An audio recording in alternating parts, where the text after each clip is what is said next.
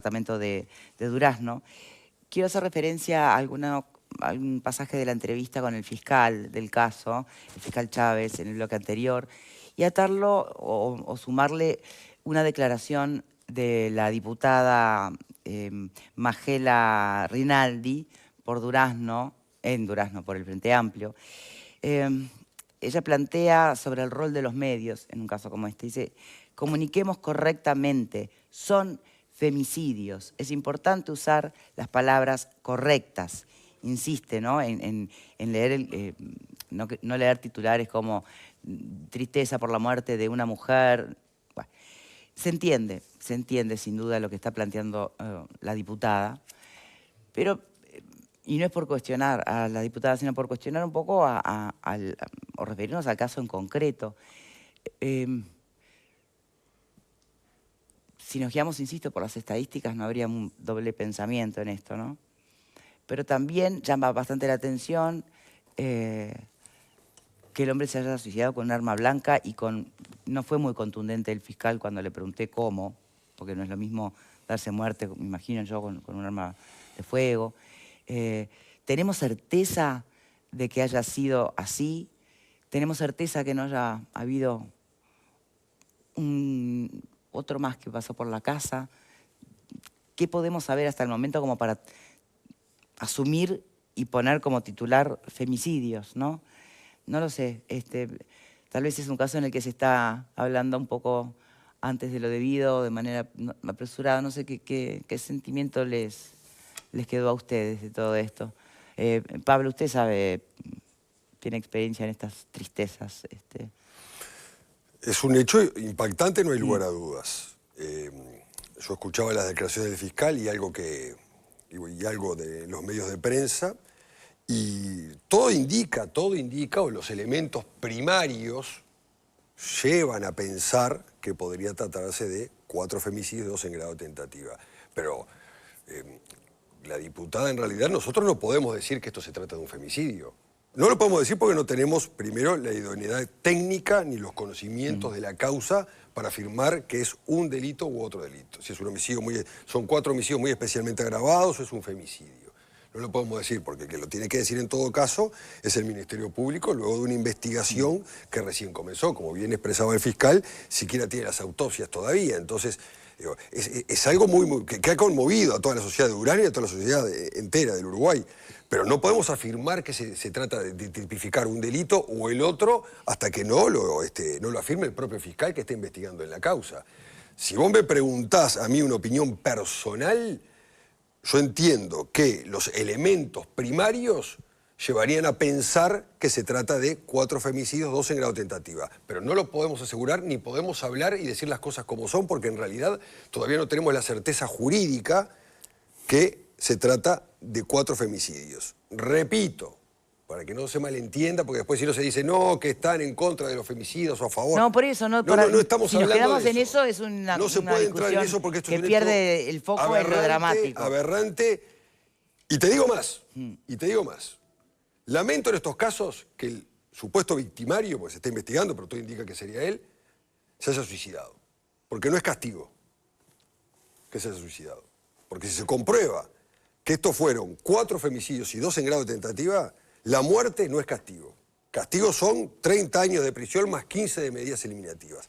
Eso es un castigo. Pero no podemos afirmar, como dije al principio, que se trata del artículo 312, creo que es el inciso 8, anda por allí, que prueba el femicidio porque todavía el fiscal no lo tiene claro. O porque tal vez además estaríamos perdiendo de vista alguna complejidad mayor que puede tratar un caso como este, donde, recuerdo, hay denuncias anónimas contra ambos padres por maltrato a la menor que además tenía discapacidad. Entonces puede haber una complejidad bastante mayor, ¿no? que reducirlo a violencia de género. Exacto. Pero bueno, supongo que es por allí que quiere investigar también. Hay que llegar a la verdad material fiscal, ¿no? de comprobar, no en un 100%, pero en un grado de certeza que no dé lugar a demasiadas dudas de quién fue el autor de esto. Todo indica que fue el padre, pero hay que comprobarlo. Bien. Pepe. El hecho ya fue calificado y la verdad que es poco lo que uno puede agregar desde la tristeza y la tragedia ocurrida. Sí me parece relevante en el diálogo que tuviste con el fiscal, comenzar hablando de las dos niñas, ¿no? Sí, obvio. Una que está en el departamento de Canelones y la otra que está en el departamento de Durazno. Tengo entendido que en estado delicado, en un caso grave, porque fíjense, ¿no? ¿Por qué están Perdieron... en departamentos distintos? Porque una fue trasladada por una cuestión de lo complejo que era su estado de salud a un centro de mayor atención, en el caso de Canelones.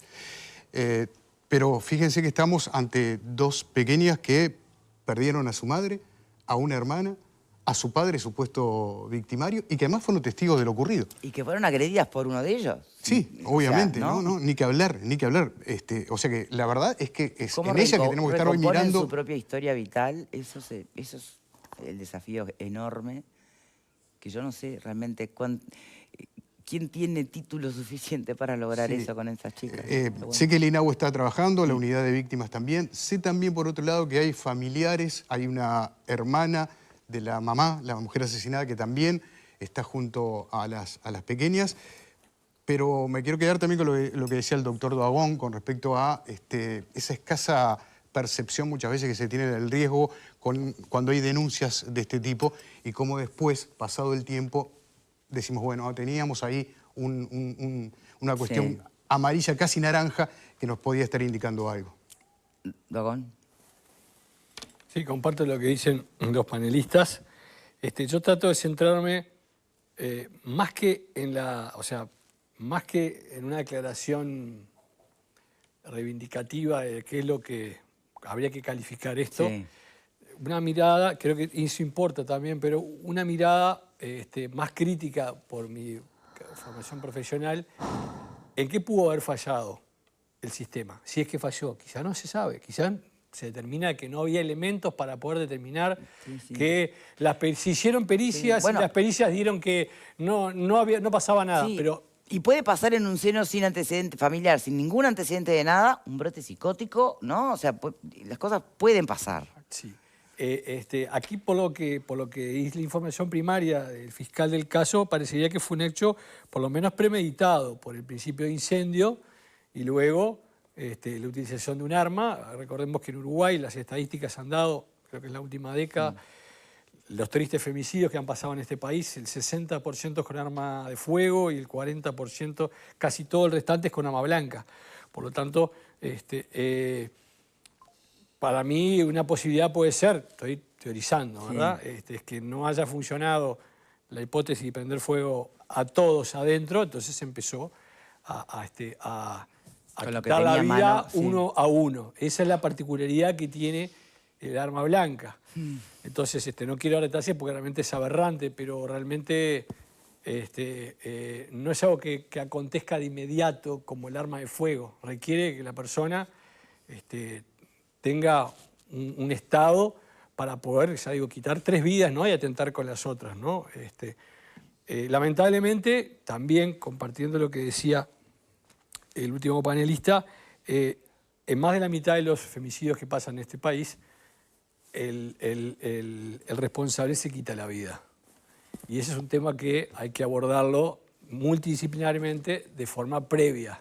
¿Cómo? Bueno, si había indicadores de esto, no fue un caso de violencia, pero de violencia de género hacia una adulta, pero hubiera sido bueno, o sería bueno conocer si el sistema judicial tuvo oportunidad de entrevistar a esa persona, de someterla a pericia, de proponerle un tratamiento, ¿verdad? Para por lo menos, digo, no es el caso, pero por lo menos para intentar que el futuro femicida no actuara. Las estadísticas internacionales, en algún estudio de la Universidad de Canadá, que el 90% de los agresores por delitos de violencia doméstica, de lesiones graves, cuando se rehabilitan, nunca se rehabilitan por voluntad propia, siempre son enviados por la justicia. Entonces, para hacer una especie de síntesis, puede que la información arroje o no cuál fue el motivo verdadero de estas vidas que se arrancaron de forma injusta y prematura. Parece ser un hecho premeditado, pensado. ¿verdad? La procura buscar el material para prender fuego, luego contar con un arma. No parece ser un acto inmediato, que agarré lo primero que tenía, un brote psicótico y empecé a matar a todo el mundo. Para mí es eso. Y luego la mirada interinstitucional. Actuó el Poder Judicial, qué pruebas hicieron. Como sabemos que a veces los recursos en el interior, como decía el compañero, son menguados, no siempre se tiene la disponibilidad que se tiene en Montevideo, equipos multidisciplinarios con mucho personal, pero bueno, ver qué es lo que se hizo, porque lamentablemente, ojalá fuera la última vez que yo participara de este foro con ustedes, lamentablemente no es la primera vez que ha pasado esto, queremos que no vuelva a pasar, y para eso tenemos que realmente poner mucho foco e interés en cómo tenemos que abordar esto, si es, por ejemplo, teniendo todo el sistema de control de información, CIPIAB, Poder Judicial, etcétera, sabiendo de que hay 3 denuncias en distintos momentos, 6, 17, 18, sobre esta situación, qué seguimiento se hizo, no para buscar culpables, sino para saber que quizás se pudo haber hecho algo más, lo que se hizo capaz que fue suficiente y no arrojó responsabilidad. Y si la explicación de la eventual negligencia se puede reparar para el futuro, ¿no? Sí, yo creo que las vidas no se forma a repararlas. Las vidas perdidas... No, para el futuro, sí, obviamente. Sí, exacto. No retroactivamente, pero... No, para el futuro, ver qué es lo que hay que mejorar. Porque exacto. Lo que tiene que en este plantel, por lo menos yo me cuestiono y me interpelo, a mí me pienso, en qué se pudo haber fallado para tratar de prevenir esta situación. ¿No? Distinto es, una persona mató a sus 5 hijos, como pasó cuando surgió la primera ley de violencia de género en este país, que ya databa por el año 2001, que un hombre le quita a sus 5 hijos y a su mujer la vida, ahí se vota la primera ley de género, la de violencia doméstica, pero intrafamiliar, ha pasado mucho tiempo, el 2001 de la fecha. Tenemos que exigirnos al máximo para que no nos vuelva a pasar esto, para no seguir perdiendo vidas, ¿verdad? Cuando algo que, si bien no era perfectamente identificable, yo creo que podría haber sido previsible, ¿no? En base, habrá que ver qué es lo que se hizo. Bueno, quizás las menores declararon frente a un perito, no contaron que les había pasado nada. Quizás estas 3 denuncias que hubo de menores en riesgo... Era en una época que ni siquiera, o estarían haciendo la más chiquita, que ahora tiene 9, ¿no? Sí. Entonces, en definitiva, me parece que como país tenemos que interpelarlos en estas situaciones. Sabemos que los equipos en el interior interdisciplinario son menores, pero, bueno, si tengo 3 denuncias de menores en riesgo, hacer un seguimiento a través de la escuela, el liceo, el CAIF, los centros educativos, a ver los prestadores de salud. Tenemos protocolos, tenemos formularios hechos para preguntarle. Claro, en el caso de la joven que tristemente falleció, con discapacidad, quizás ella no pudiera contar, pero las otras hijas quizás sí podían haber contado, avisorado algo. No lo sabemos, dependerá mucho de las circunstancias.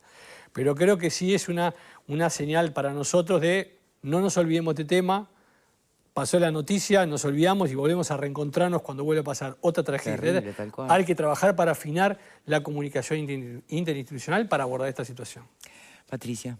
Sí, cuando hablamos de seguridad pública, que es un tema que está presente en la agenda de la ciudadanía, es una de las principales preocupaciones también. Y esta es una de sus peores caras, ¿no? Claro, cuando hablamos de seguridad pública, fue uno de los temas que más se habló durante la campaña electoral. Bueno, resulta que las mujeres en donde estamos más inseguras es en nuestras propias casas. Este tema tiene que formar parte de la discusión sobre la seguridad pública. No puede ser que este tema solamente se converse cuando hablamos de género, cuando hablamos de la agenda de las mujeres, sino que tiene que estar presente porque es un tema que nos afecta como sociedad en su conjunto, que no trata de clases sociales, que no trata de departamentos, porque corta transversalmente a toda la sociedad. Entonces creo que debe estar puesto sobre la mesa este tema como tal. Debemos de tomar conciencia que el Estado no está llegando a tiempo. El Estado no está llegando a tiempo y tenemos que encontrar una política de Estado. Esto nos debe llamar a la reflexión a todos los partidos políticos, ¿no? Para poder trabajar mancomunadamente. En este sentido, quiero traer la experiencia de la Red de Mujeres Políticas, de la bancada bicameral femenina, quienes mujeres de todos los partidos políticos han tenido esa capacidad de trabajar mancomunadamente por este tema que nos interesa a todos. Por eso me parece importante despartidizarlo, no despolitizarlo, porque es profundamente político este tema. Y recordar que en aquel contexto del 2001, ¿no?, donde el país estaba sufriendo una emergencia económica muy importante, las mujeres de todos los partidos políticos pudieron llegar a acuerdos y negociaciones que permitieron que prosperara esa ley, esa primera ley de violencia doméstica. Cada 12 minutos hay una denuncia por violencia de género en el 0800 41 41, que es la línea nacional que atiende las denuncias por violencia de género, que brinda también asesoramiento, cosa que es muy importante este teléfono tenerlo a mano. Y 8 de cada 10 mujeres han sufrido violencia en algún momento de su vida. O sea que esto no es una cuestión de perspectiva, no es una cuestión de sensación térmica, sino que nos sucede. Las mujeres estamos expuestas, hay que tomar conciencia y hay que llamarnos a la reflexión también de los discursos que tratan de exagerados estos temas, porque cada vez que hay un discurso de esos arriba de la mesa, hay una mujer que decide no denunciar. Entonces tenemos que tratar de incentivar esa denuncia, repito, 0800 41 41. Hay otro servicio que es de la Intendencia, que es el 099 019 500, el servicio No Está Sola, que es una atención por WhatsApp. Y otro servicio que me parece muy importante también es una línea de escucha a los varones. Es una línea de escucha para consultas, para saber cómo manejarse ante distintas situaciones, que también brinda la Intendencia, que es el 1950 51 51. Y el promedio de escucha de esa línea es de 30 minutos. O sea que imagínense si tendremos para trabajar, y me parece que es un muy buen servicio para poner a disposición de la ciudadanía. Bobe. No, que es un hecho macabro, y yo quiero resaltar, porque parece de las declaraciones, que la primera violentada era una incapaz. Y que parecería, porque estaba en las denuncias, que capaz que eso pudo haber sido el detonante, ¿no? Violencia contra esa incapaz, que capaz la madre sale en la defensa, y toda esa situación que, además de, como decía Patricia, el tema de la mujer, el tema de poner en el lugar el incapaz, porque aún todavía es más vulnerable, más indefenso que toda la otra situación. Y lo otro que a uno le preocupa son esas dos niñas. Tú preguntabas hoy al fiscal cuándo va a ser la primera pregunta y la primera consulta. Y la primera consulta es cuando se despierten, cuando estén mejor y digan, ¿y mi hermana? No, sí, ¿Y terrible, mamá? terrible. Entonces, desde ese momento hay que acompañar, porque realmente es una situación, como digo, macabra, y pensar hoy, obviamente buscar las explicaciones para que esto no vuelva a pasar. Pero creo que el acompañamiento más importante del día de hoy es cuando, a partir de hoy, cuando esas niñas se recuperen y pregunten, ¿y mi hermana, y mamá, y capaz y papá? ¿O cómo está mi otra hermana? Porque hay que ver qué escena vieron de eso que decía el fiscal. Lo que vivieron desde las 7 de la mañana. De lo que vieron, o ver a toda esa escena que podemos imaginar macabra. Y lo que decía el colega Duagón, no es lo mismo Montevideo que el interior. Nos pasa en estos temas de Poder Judicial y nos pasa en los temas de salud. O sea, a veces no hay anestesistas, a veces no hay cirujanos, y qué menos hay asistentes sociales, psicólogos infantiles, que puedan prestar ayuda a los operadores de justicia. Entonces, cuando hacemos los planteos, que los comparto, de Patricia, muchas veces también hay que pensar en destinar recursos. Porque si no tenemos profesionales especializados que se radiquen en el interior para tratar de contener, que frente a esa primera alarma puedan contener y atacar o preocuparse, es imposible. Y ahí sí coincido que el sistema está fallando y que hay que dar una respuesta rápida para que, como decía el doctor, mañana o pasado no nos olvidemos de esto hasta que vuelva a ocurrir una tragedia y todos nuevamente estemos hablando. Jorge. Es horrible esto que pasó, es absolutamente espantoso. ¿Cómo fue? Bueno, ya lo determinará la justicia. Hoy todo tendría que estar concentrado en salvar la vida. En salvar la vida. Sí. Nadie dice que están salvas las niñas. No, de acuerdo. En salvar la vida de las dos niñas que hoy están en situación comprometida y en tener una atención psicológica tremenda con ellas, porque van a crecer, tienen la suerte de vivir, y es un drama para toda la vida con el que van a tener que lidiar y a ver cómo lo manejan. Y yo, ¿qué pasó allá adentro? Voy a saber, yo no sé qué pasó allá adentro, pero el resultado final es este que tenemos. Este drama. Yo creo que sí, que el hombre se suicidó. Hay tremenda cantidad de ejemplos de cómo con un arma blanca se mata, la gente se suicida. Los japoneses son expertos en eso, así que es su forma de suicidarse. Entonces, vaya a saber si se suicidó.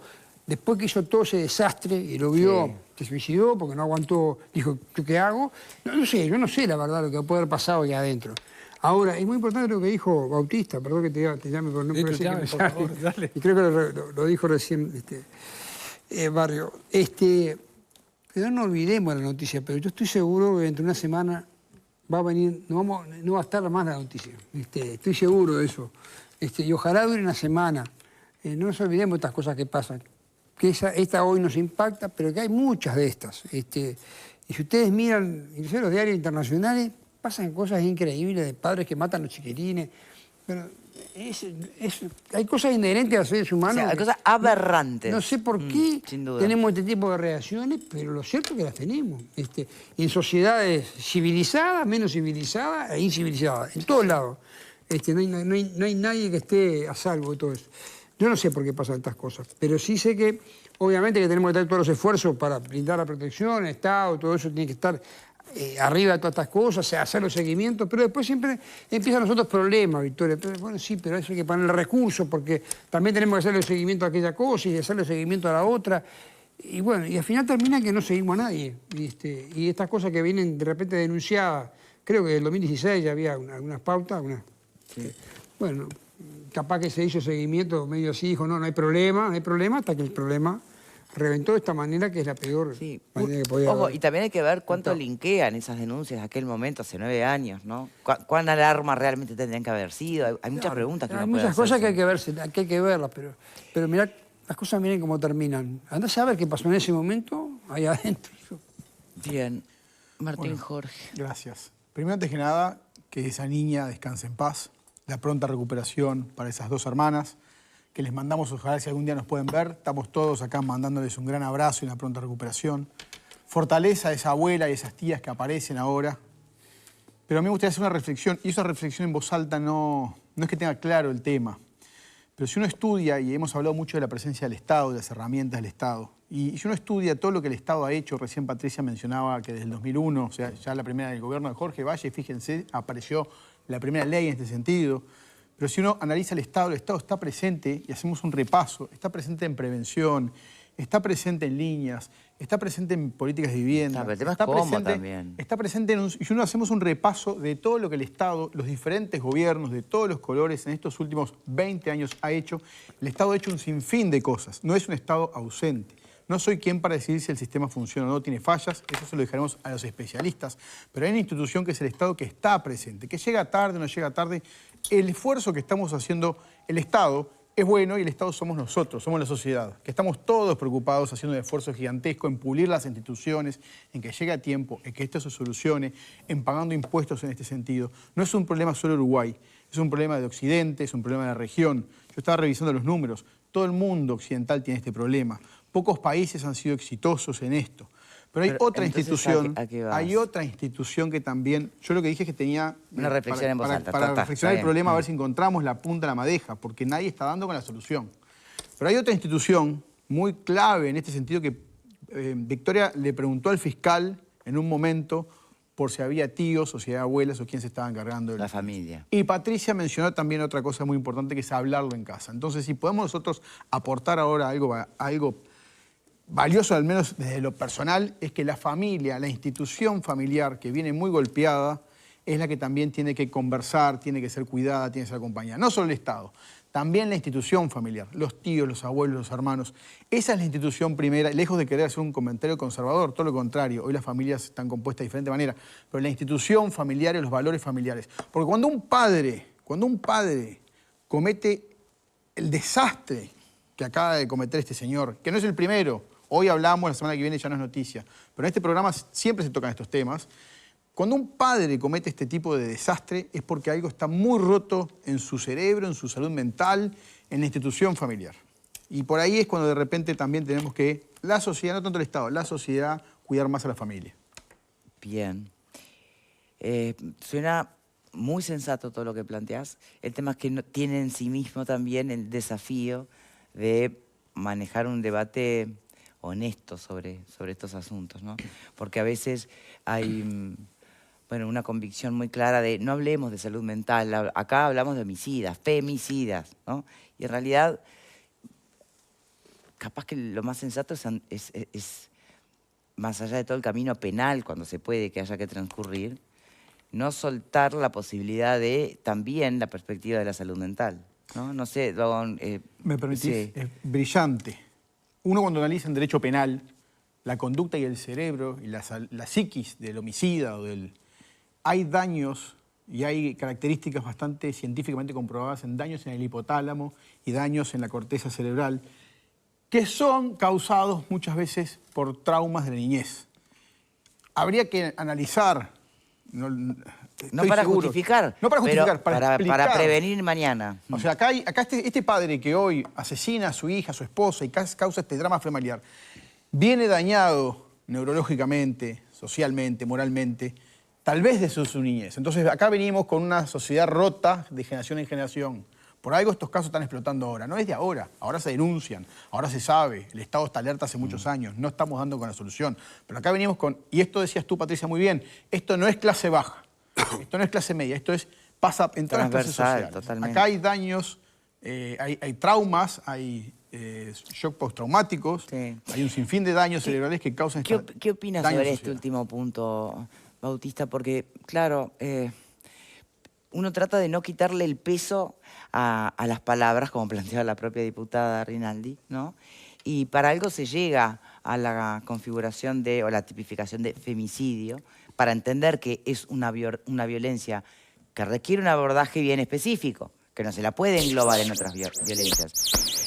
Sin embargo, la cuestión de la salud mental a veces ni siquiera se le considera transversal a la específica o a la violencia general. ¿Qué opina usted? Bueno, es un tema complejo. De los manuales internacionales, desde Nueva Zelanda hasta Estados Unidos, no hay una definición clara de lo que es un homicida o un femicida. No siempre tenemos que llegar a la conclusión de que es una persona con una patología, con un problema mental. Lamentablemente, en nuestros ejemplos recientes, mientras ustedes hablaban, compartían lo que decían todos, me vinieron a la cabeza otra circunstancia que estuve aquí sentado. Recuerdo un padre que mató también con un arma blanca, le quitó la vida a sus 2 hijos en el centro. Horrible. Y luego cuando la policía quiso entrar, que también quedó muy choqueada la policía de la escena, no era una planta baja, entonces dice, abra, no, yo le tiro la llave. No se preocupe. Con una frialdad, con un maquiavelismo, digo, lo daba el testimonio del policía que realmente dice, esa persona le había quitado la vida hace minutos a sus 2 hijos, ¿verdad? Entonces yo no lo compraría. No llegaría a la conclusión ni que son ni locos ni personas que tuvieron necesariamente un ataque, por lo menos en este caso, Pero puede o ser un brote psicópata. claro, exactamente. Yo creo que acá confluyen circunstancias de tradición, de educación, Sí, culturales. ¿verdad? Sobre todo vinculados a los hombres, que son los que en general son los que más quitan la vida a sus hijos en cuanto al poder, en cuanto, ¿verdad?, a la autoridad, desprendiéndolo de la parte política. Yo me refiero a la parte humana. Y evidentemente las cifras a mi género son tremendas, ¿no? En lo que tiene que ver con quitar la vida. Esas personas muchos no han tenido antecedentes de situaciones de, por ejemplo, pérdida del trabajo, depresión, antecedentes psiquiátricos. Creo que es algo que todavía nosotros como seres humanos no tenemos que seguir indagando por qué pasa esto. A mí lo que me interesa en este momento, porque yo no es mi área de experticia, aunque he leído muchos tratados al respecto, es tratar de ver cómo podemos nosotros prever para que esto no vuelva a pasar.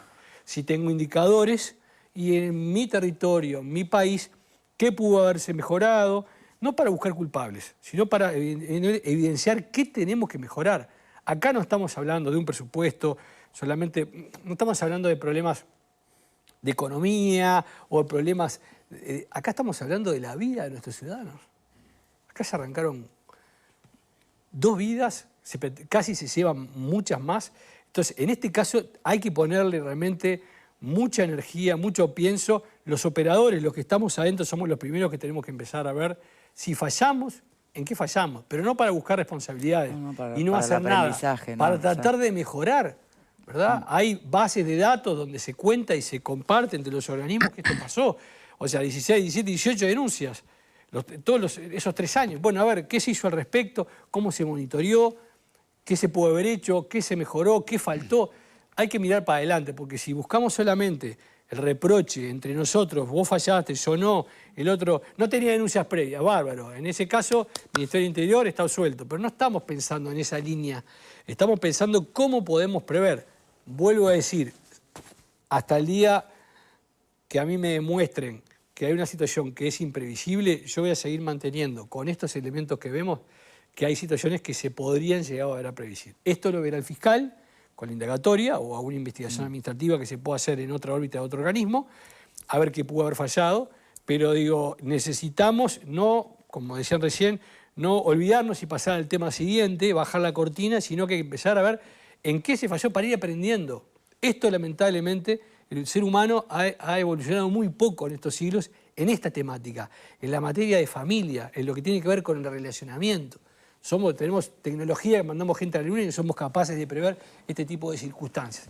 Por lo tanto, lo que necesitamos es poner, para mí, todas las energías posibles todos los días para ver cómo mejoramos. Y ahí creo que en Uruguay se puede mejorar, se pueden prever. No sé si esta situación, pero muchos femicidios, de los que lamentablemente ustedes me han invitado para hablar, me parece que eran previsibles. Y por lo tanto hubo fallas que lamentablemente hoy sabemos que no se mejoraron.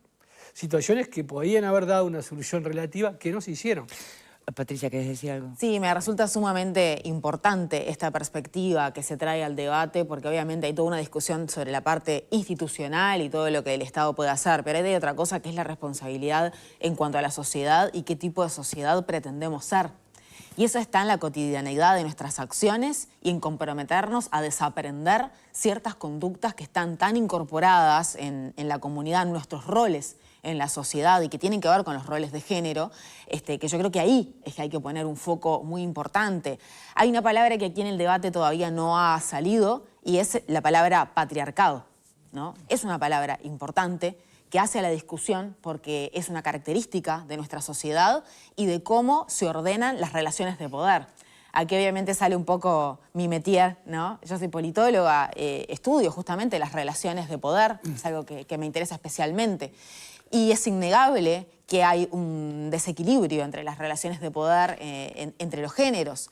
Hay una cuestión también que siempre tendemos a decir que el violento, el femicida, es un monstruo, ¿no? Tendemos también hacia una visión más biologicista y en realidad hay una cuestión de constructo social y político, ¿no? Del rol del varón.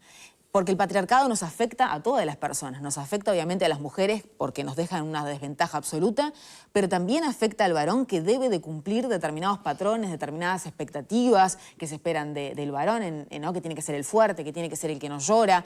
Evidentemente que todas esas cuestiones también hacen mucho daño al varón y que lo cargan con una responsabilidad de ser el proveedor del hogar, lo cargan con un montón de responsabilidades y a la vista está esta cuestión del suicidio, que las cifras son alarmantes, ¿verdad? O sea, son casi el 50% de los femicidas que terminan quitándose la vida, un 25% más o menos que lo intenta sin éxito. Ahí hay una cuestión que responde a la pérdida del control, a la pérdida del poder, a la culpa, obviamente después al miedo a tener que afrontar esa responsabilidad. Hay un montón de cosas que tienen que ver con esto y yo creo que el análisis debe ser multicausal, multidisciplinario, pero que además de hablar del Estado y de las instituciones debemos hablar más en la cortita, en nuestros entornos, y que no sea una conversación de las mujeres con las mujeres, sino que nosotros necesitamos que esta conversación sea amplia y que los varones jueguen un rol fundamental en los asados, en los encuentros de amigos, en los encuentros de familias, que nos interpelemos. Sé que estas conversaciones son incómodas, pero la incomodidad nos tiene que llevar a buen puerto.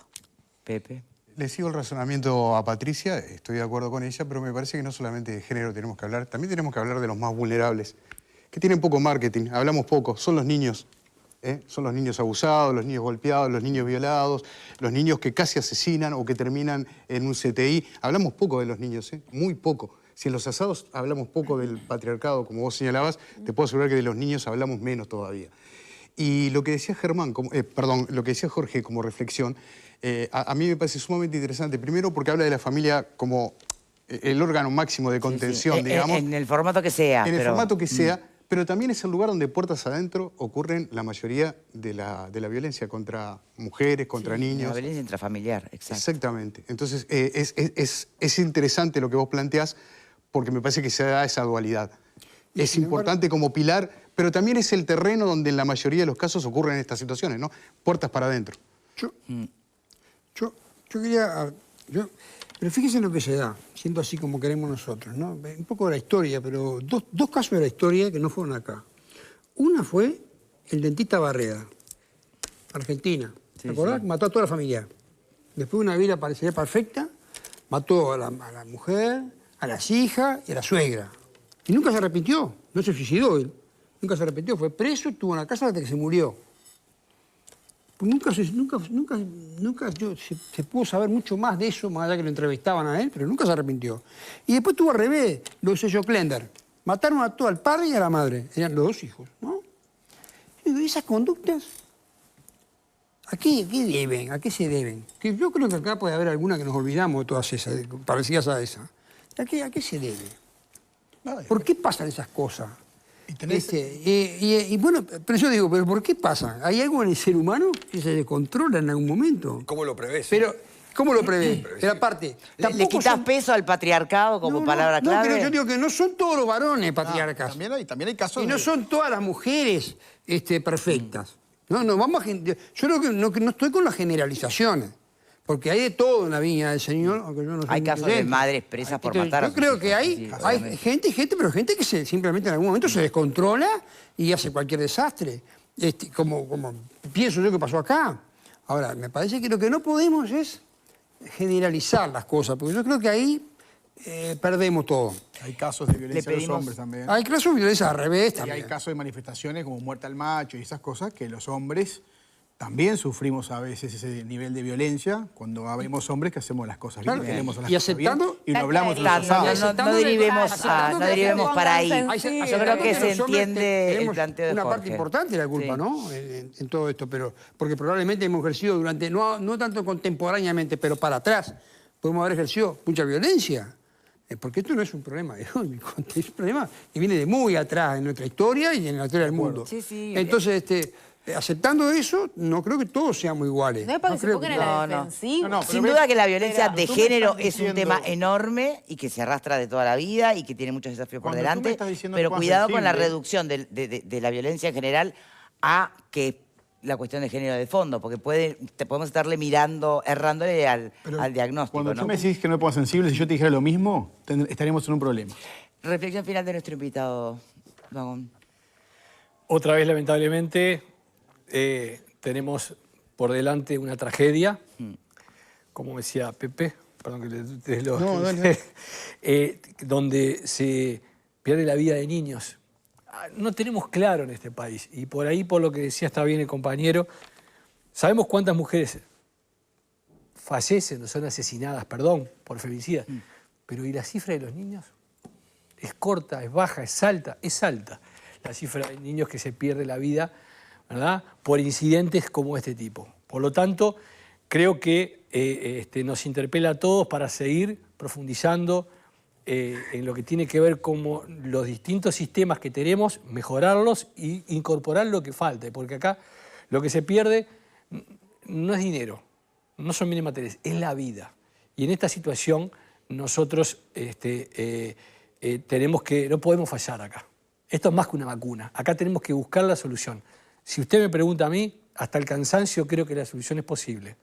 No es perfecta, no vamos a lograr pero cuando los casos son tan evidentes que tenemos antecedentes, que tenemos situaciones previas que nos están avisando, yo creo que en muchos casos se puede haber prevenido. Y bueno, ahora habrá que ver si realmente se hace un análisis exhaustivo, seguramente el fiscal lo haga. Parece muy encaminado hacia eso, ¿no? Uno lo escuchaba y... Sí, también va a depender mucho si a un momento aflora el testimonio de las menores, que es lo que vieron ahí adentro. Exacto. Esas son las únicas, más allá de información forense que pueda dar por la hora de pérdida de uno, por el tipo de puñaladas, en fin, distintos factores, pero evidentemente a mí lo que me interesa investigar no es eso, sino es ver cómo nosotros podemos lograr que esto vuelva a no pasar y mejorar los mecanismos. Estamos en el debe en eso. Todos estamos en el debe. Bautista Duagón, muchas gracias por acompañarnos en este segmento del programa. Gracias a usted por la Hacemos invitación. una breve pausa y ya volvemos.